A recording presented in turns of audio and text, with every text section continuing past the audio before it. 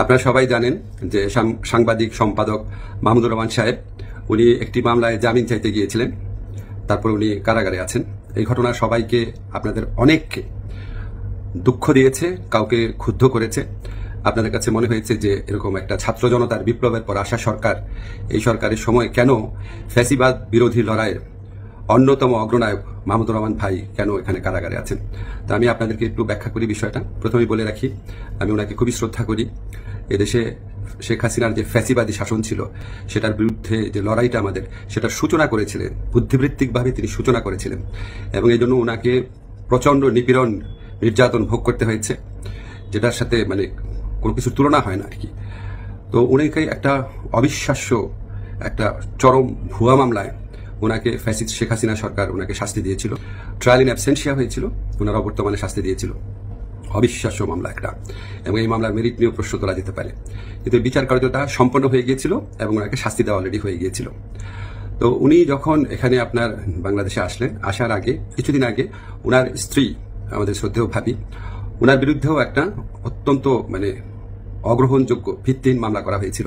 তো উনি সেই মামলাতে সাজা স্থগিত করে আপিল করার জন্য আবেদন করেছিলেন। এই আবেদন কিন্তু আইন মন্ত্রণালয় অর্থাৎ আমার কাছে আসে না, এটা যায় স্বরাষ্ট্র মন্ত্রণালয়ের কাছে। স্বরাষ্ট্র মন্ত্রণালয় যখন আমাদের অভিমত চেয়েছে, আমরা ইতিবাচকভাবে এটা দেখার জন্য জোর সুপারিশ করেছি। আমাদের এই সুপারিশের ভিত্তিতে মাহমুদুর রহমান ভাইয়ের স্ত্রীর সাজা স্থগিত করে ওনাকে আপিল করার সুযোগ দেওয়া হয়। মাহমুদুর রহমান ভাই যেই মামলায় শাস্তি পেয়ে আজকে জেলে আছেন, এক্স্যাক্টলি এই মামলায় আরেকজন বরেণ্য সাংবাদিক শফিক রহমান, ওনারও সাজা হয়েছিল।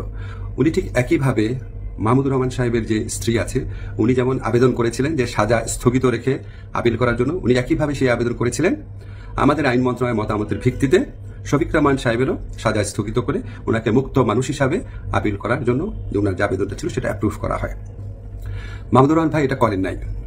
আপনারা সবাই জানেন ওনার অত্যন্ত স্ট্রং আত্মসম্মান বোধ, উনি খুব দৃঢ়চেতা মানুষ, খুবই দৃঢ়চেতা মানুষ, প্রচণ্ড দেশপ্রেমিক মানুষ। হয়তো উনার এই সমস্ত ব্যক্তিত্বের কারণে উনি মনে করেছেন উনি কোনো সাজা স্থগিতের আবেদন করবেন না, বা হয়তো যে কোনো কারণে হোক আমি জানি না, উনি সাজা স্থগিত রেখে মুক্ত মানুষ হিসাবে আপিল করার কোনো আবেদন করেন নাই। ফলে এটা করার কোনো রকম স্কোপ কোনো মন্ত্রণালয়ের, কোনো সরকারের ছিল না। উনি উনাকে যেই আদালত এই ভুয়া মামলাতে উনাকে শাস্তি দিয়েছিল, উনি সেই আদালতে জামিন চাইতে গেছেন।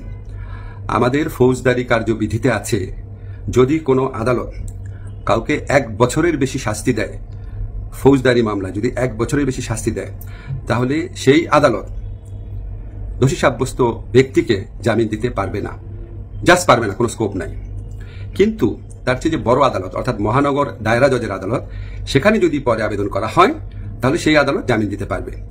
মাহমুদুর রহমান ভাইয়ের আইনজীবী যাতে মহানগর দায়রা জজের কোর্টে জামিনের আবেদন করতে পারেন, সেই জন্য রায় যেদিন হয়েছে ঠিক সেদিনই অত্যন্ত দ্রুততার সাথে ওনাকে সকল কাগজপত্র, রায় আদেশের কপি সহ পৌঁছে দেওয়া হয়েছে।